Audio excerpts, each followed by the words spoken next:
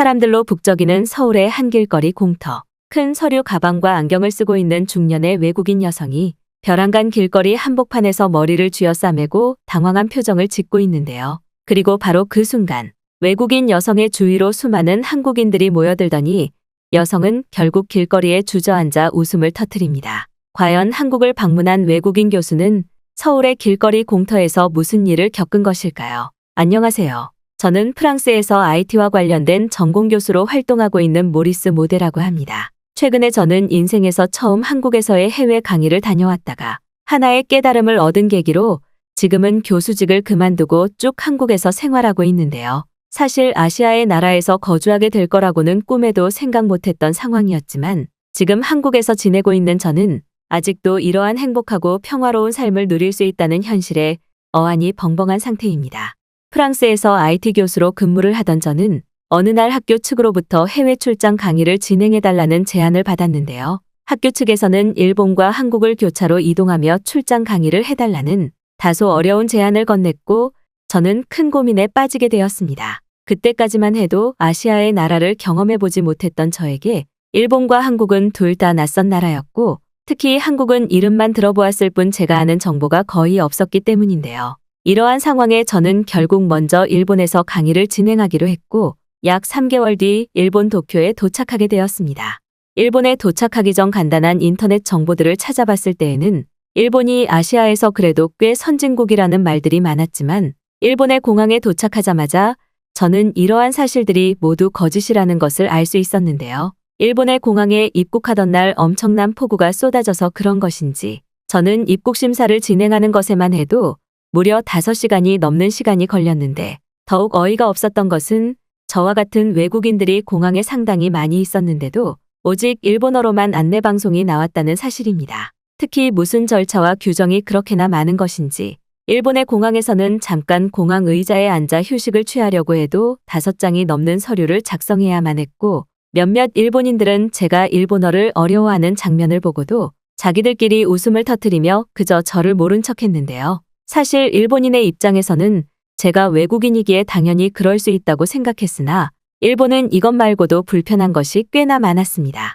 가까스로 입국 심사를 마친 뒤 짐을 풀기 위해 호텔에 도착했을 때에도 일본의 호텔 측에서는 체크인 시간이 늦어져서 오늘 하루는 체크인을 할 수 없다는 말과 함께 매뉴얼이라 어쩔 수 없다는 말을 반복했고 저는 결국 호텔 숙박 비용의 30%를 돌려받고 길거리로 쫓겨나게 되었습니다. 결국 어쩔 수 없이 강의를 진행하기로 한 일본의 대학교에 다소 이른 시간에 도착한 저는 그곳에서도 환영받지 못한 손님이었는데요. 잠을 오랜 시간 동안 자지 못해 피곤한 상황이었으나 일본 대학교 측에서는 관련 규정이 없다며 비가 엄청나게 쏟아지는데도 저에게 잠깐이나마 쉴 수 있는 교수용 공간과 의자를 제공해주지 않았고 결국 저는 대학교 근처 24시 패스트푸드점에서 밤을 새울 수밖에 없었습니다.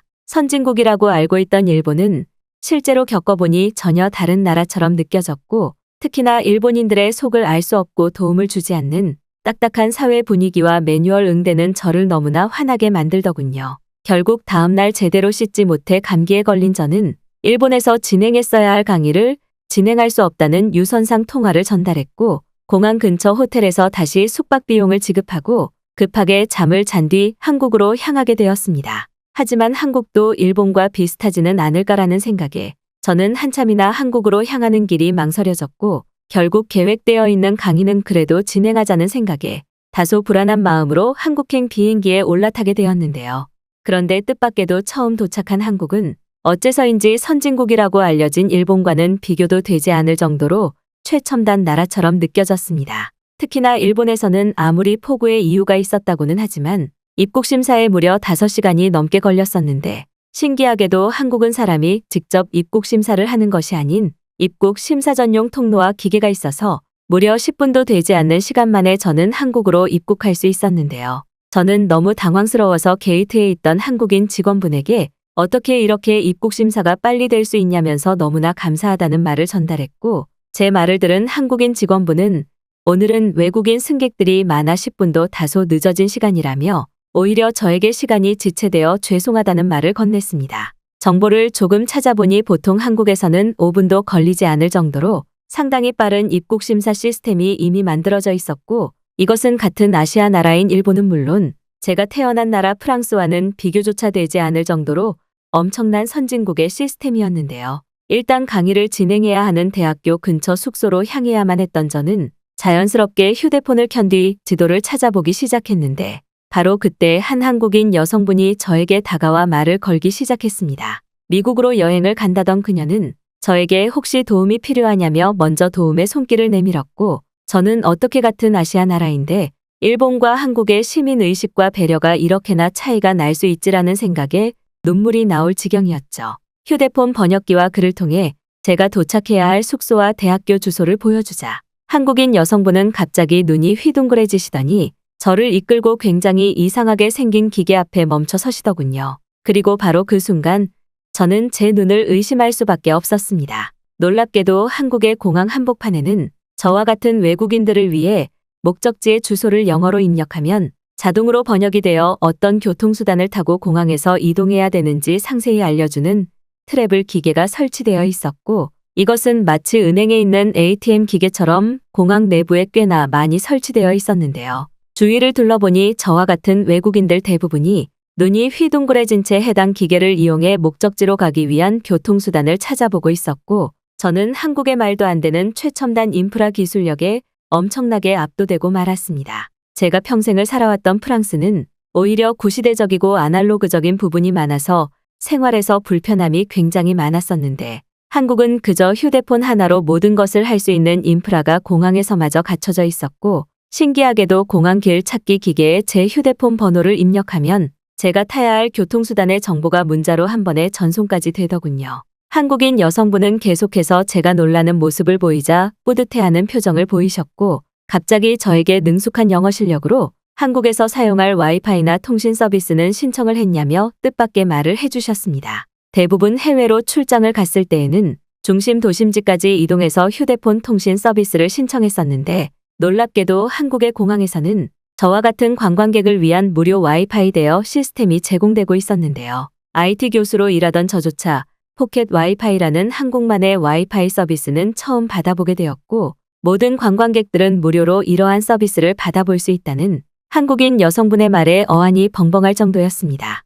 특히나 와이파이 기계의 반납은 한국의 지하철역 그 어디에서라도 간편하게 가능하다는 와이파이 서비스 직원분의 설명은 정말 들으면서도 한국이 이렇게 디지털적으로 발전한 나라였다니라는 생각밖에 들지가 않았습니다. 간편하게 포켓 와이파이를 이용하니 휴대폰의 검색 속도 또한 매우 빨라졌고 저는 관광객들에게 이렇게나 편리한 한국이라는 나라에 정말 큰 흥미와 행복감마저 느껴졌는데요. 공항에 도착하자마자 불편하고 아무런 배려가 없는 일본의 공항과는 달리 한국의 공항에서는 그 뒤로도 저에게 한국인분들이 몇 분이나 먼저 말을 걸어오시면서 도움이 필요하냐는 따뜻한 시민의식을 보여주셨습니다. 프랑스에서는 오히려 길거리에서 말을 걸면 나의 지갑이나 휴대폰을 훔치려는 사람이 아닐까라는 생각에 경계를 하고 도시 자체가 삭막한 분위기인데 한국은 이러한 삭막한 도시 분위기와는 달리 도시 전체의 한국인들의 따뜻한 활기와 웃음이 넘쳐나더군요. 그 후 교통 안내문의 지시대로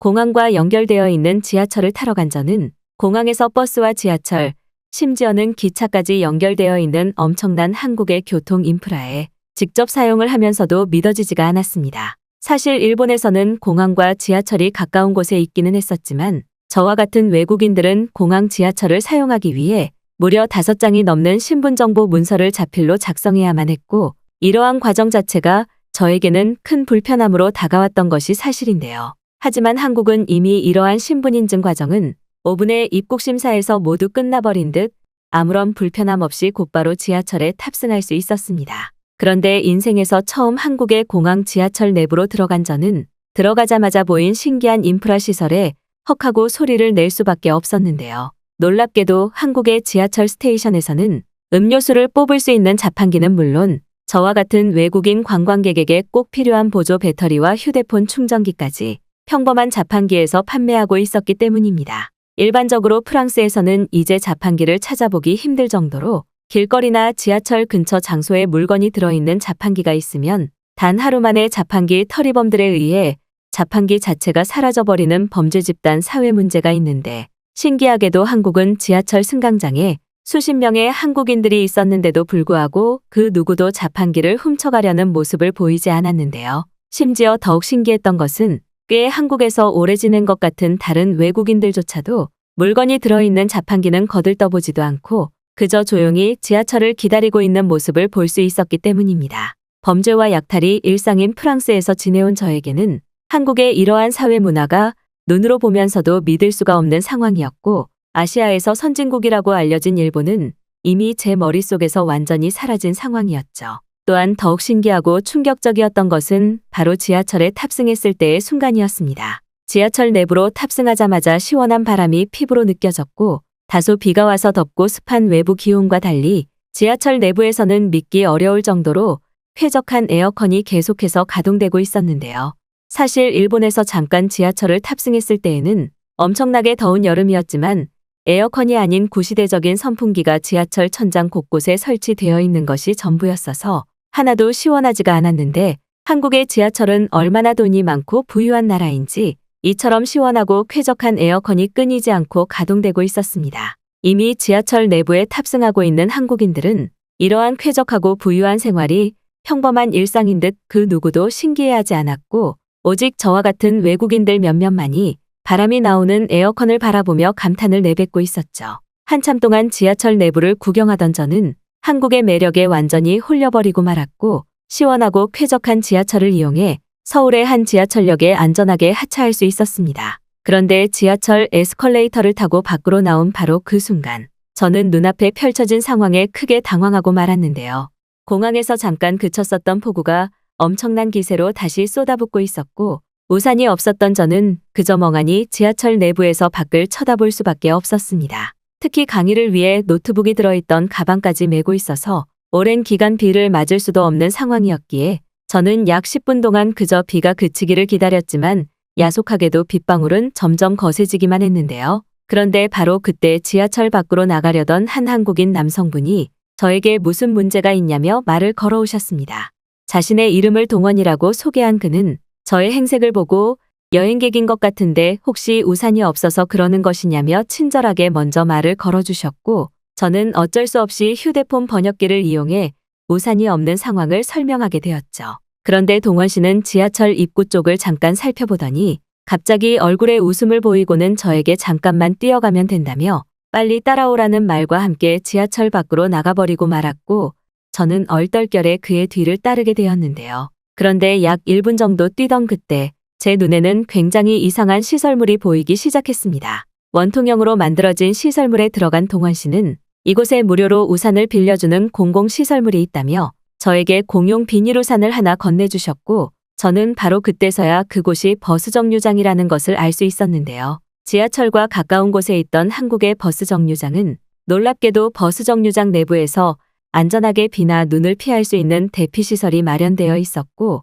내부에는 휴대폰을 충전할 수 있는 충전기, 그리고 제가 그렇게나 찾고 있던 공용 비닐우산까지 무료로 제공되고 있었습니다. 우산이 무려 수십 개나 통 안에 들어있었지만 한국인들은 그 누구도 그것을 훔쳐가지 않았고, 저는 더군다나 이러한 공용 우산을 무료로 사용할 수 있다는 사실에 당황할 수밖에 없었는데요. 동원 씨는 사용한 우산은 그냥 집에 들고 가도 된다면서 최근에는 갑자기 쏟아지는 비를 위해 이렇게 버스 정류장에서 우산을 빌려주는 인프라 시스템이 만들어지게 되었다며 친절히 설명을 해주셨고, 저는 그 순간 제가 살아온 시간을 부정당하는 것 같은 느낌이 들었습니다. 잠깐 경험했었던 일본에서는 밖에서 폭우가 쏟아져도 이러한 공용시설물을 전혀 찾아볼 수조차 없었는데, 한국은 얼마나 삶이 편리한 것인지 흔한 버스 정류장에서마저 공용 우산이 무료로 제공되고 있었기 때문이죠. 정말 잘 사는 부자 나라가 아니라면 절대 불가능한 사회 인프라 시스템에 저는 동원 씨에게 한국이 이렇게 잘 살고 배려 있는 나라인 줄 몰랐다면서